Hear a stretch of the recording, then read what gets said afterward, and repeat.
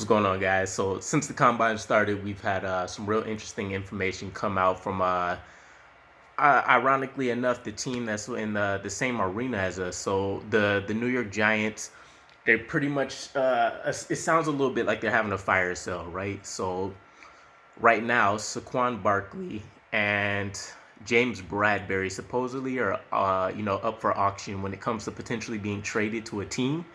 Um, Admittedly, James Bradberry seems like it's going to be the more logical option to get traded. But here's essentially how this all works out, right? So we know that the Jets are looking at pretty much any kind of offensive weapon that they can add to the repertoire that Zach Wilson's looking to have heading into the 2022 season. We also know with recent information that came out that we're looking to target a number one cornerback. And I think the key piece that I've talked about before with that intel is that it's more so that we're looking for a playmaking cornerback that can be that number one. So, I'm all for Bryce Hall. I've been a fan for a little bit of time now, and I can appreciate, especially as a huge Darrelle Revis fan, what the lockdown nature means. I think a lot of people kind of forget Darrelle Revis wasn't necessarily known for coming up with a lot of interceptions himself as well, but he absolutely wiped the number one wide receiver away. Oftentimes they weren't even being targeted, but not to dive too much into that. The name of the game these days is turnovers. Try to get the ball into the offensive hand as much as possible. And that just doesn't fit the bill of any cornerback other than maybe Brandon Echols, if you want to call it that, with the two that he got in his rookie season. So I think what we're looking at here are potential options. Again, James Bradberry, I think, is a little bit more logical of an option for us if it's going to happen. But I think it's interesting the supposed return that the Giants will be looking for these players. So Saquon Barkley allegedly would only need a fourth round pick in order to pry away from the Giants.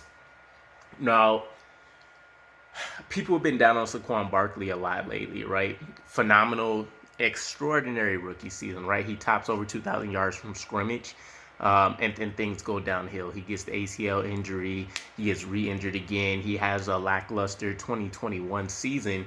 But I think if you consider 2021, the low point, the floor for what his abilities are, I think he still had somewhere around like 700 scrimmage yards total.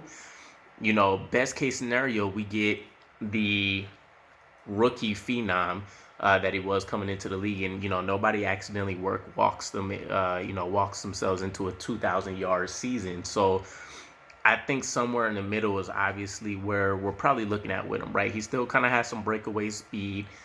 He's definitely a threat still in the receiving game. Definitely can rack up some yardage there for us. So, at least from a veteran presence standpoint, even though he hasn't had the luxury of enjoying, fully fledged seasons, he's still he's gone through the rigors. He's dominated against top talent. He's shown what he can do. The only downside would be it would be a 1 year rental. He's coming up on the end of his rookie contract. Um, Injury concerns are definitely going to be very prevalent, as mentioned. So I don't think fourth round would be the right talking price for him. I think if JD still has some sixth and seventh round draft picks, this would be right up his alley, right? Somebody that, given the right situation, can dominate. Because keep in mind, the Giants, they've been having, I don't want to say worse and worse, but let's say at best case scenario, their offense is stalled, at least when it comes to offensive line talent.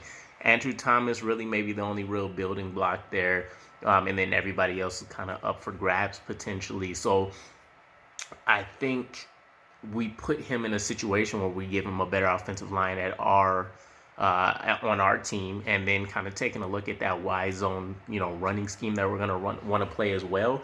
That might speak to his talents, and then he also doesn't have to come in and be that feature back anymore. It'd be a little bit of a walking back from what he came into the league looking to be. But if you want to talk about getting your career back on track and maybe still having an excellent season while being slowly brought into the rotation on the team, he probably can't ask for too much better of a situation. So yeah, I think it's pretty unlikely. I mean, maybe JD would give up one of the fifths, but still, it'd be asking for a lot. I can see him maybe doing a 2023 conditional, maybe fifth round pick. It can go up to a four if a certain criteria is met.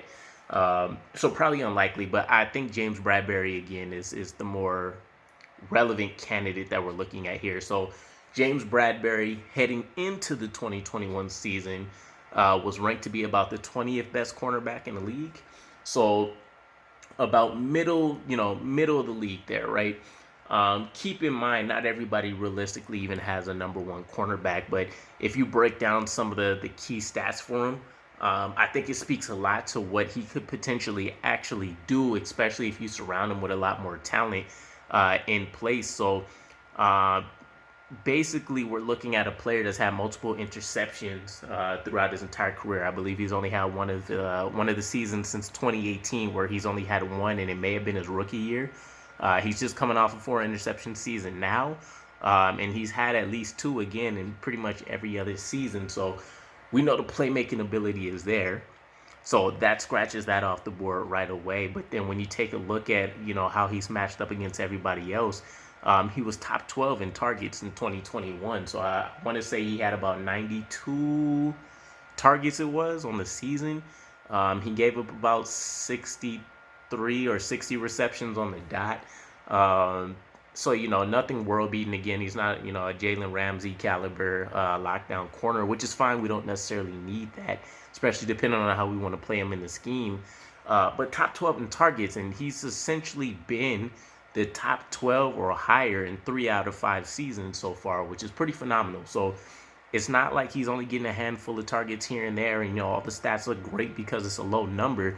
We're talking about somebody that's he's getting the ball thrown his way quite a bit. He's coming away with the ball often enough, and then he's relatively keeping the catch percentages in check. So the only thing that can hold him back is maybe if we play him out of position and don't kind of use some of these matchups to our advantage.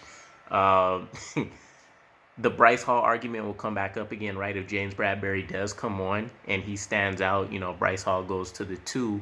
And maybe he continues to flourish there, especially since he won't be required to face the number 1 at any given time. But I think the argument is there, and it begs the question for me: what are we necessarily missing with James Bradberry? Because again, the rumor mill is saying that the Giants are only looking to request a third for him. So I mean, the age is a factor, 28.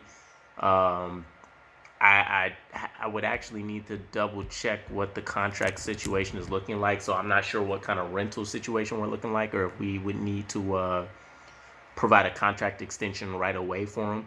So that'll be something to check out. I'll probably drop it in the comments for everybody. But overall, a lot of the points that the Jets were looking for, we can get here. Size, he definitely has adequate speed. We have the playmaking ability. We have the proven performance in terms of him getting quality amounts of targets against a high volume of quality receivers. The NFC East is, taking a little bit of a step back, but when you think about some of the names that are out there, the Amari Coopers he's faced, Devontae Smith, and then, with the Redskins, I can't remember the kid's name, McLaurin, I think it is. But he's facing quality talent just in his own division. So, I mean, he's been able to hold his own.